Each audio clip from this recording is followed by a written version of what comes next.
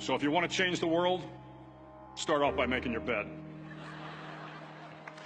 If you make your bed every morning, you will have accomplished the first task of the day.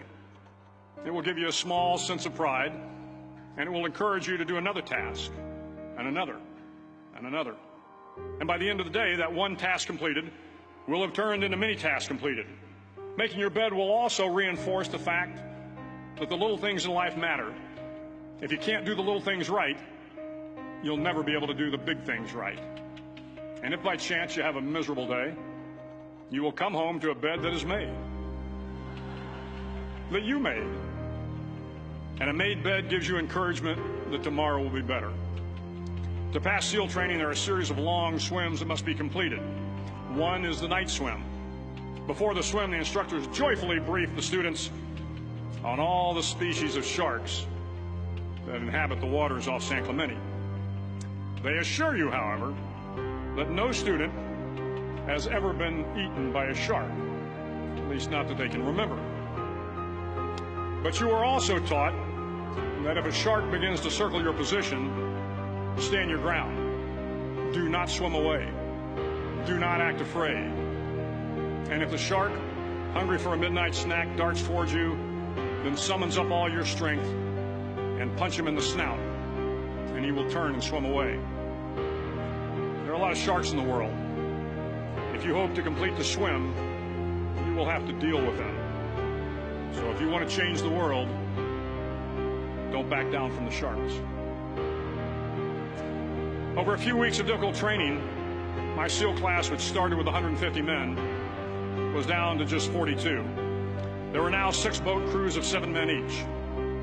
I was in the boat with the tall guys, but the best boat crew we had was made up of the little guys, the Munchkin crew, we called them.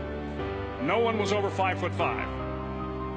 The Munchkin boat crew had 1 American Indian, 1 African American, 1 Polish American, 1 Greek American, 1 Italian American, and 2 tough kids from the Midwest.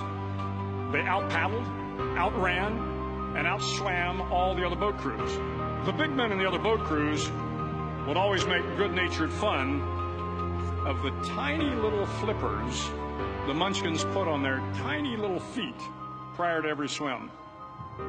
But somehow these little guys from every corner of the nation and the world always had the last laugh, swimming faster than everyone and reaching the shore long before the rest of us. SEAL training was a great equalizer. Nothing mattered but your will to succeed, not your color, not your ethnic background, not your education, not your social status. If you want to change the world, measure a person by the size of their heart, not by the size of their flippers. The 9th week of training is referred to as Hell Week. It is 6 days of no sleep, constant physical and mental harassment, and 1 special day at the Mud Flats. The Mud Flats are an area between San Diego and Tijuana where the water runs off and creates the Tijuana Sloughs, a swampy patch of terrain where the mud will engulf you. It is on Wednesday of Hell Week that you paddle down to the Mud Flats and spend the next 15 hours trying to survive this freezing cold, the howling wind, and the incessant pressure to quit from the instructors. As the sun began to set that Wednesday evening, my training class, having committed some egregious infraction of the rules, was ordered into the mud.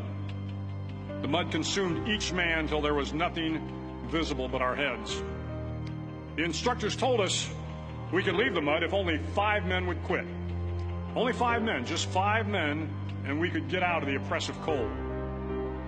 Looking around the mud flat, it was apparent that some students were about to give up.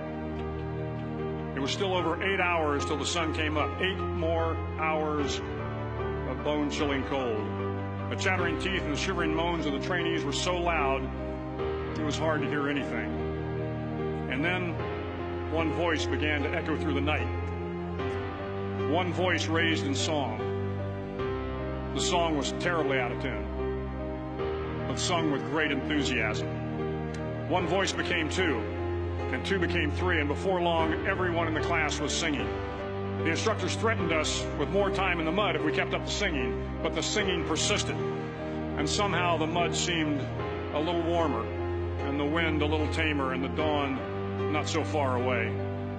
If I have learned anything in my time traveling the world, it is the power of hope. The power of one person, a Washington, a Lincoln, King, Mandela, and even a young girl from Pakistan, Malala. One person can change the world by giving people hope. So if you want to change the world, start each day with a task completed. Find someone to help you through life. Respect everyone. Know that life is not fair and that you will fail often. But if you take some risks, step up when the times are the toughest, face down the bullies, lift up the downtrodden, and never, ever give up. If you do these things, the next generation and the generations that follow will live in a world far better than the one we have today. And what started here will indeed have changed the world for the better.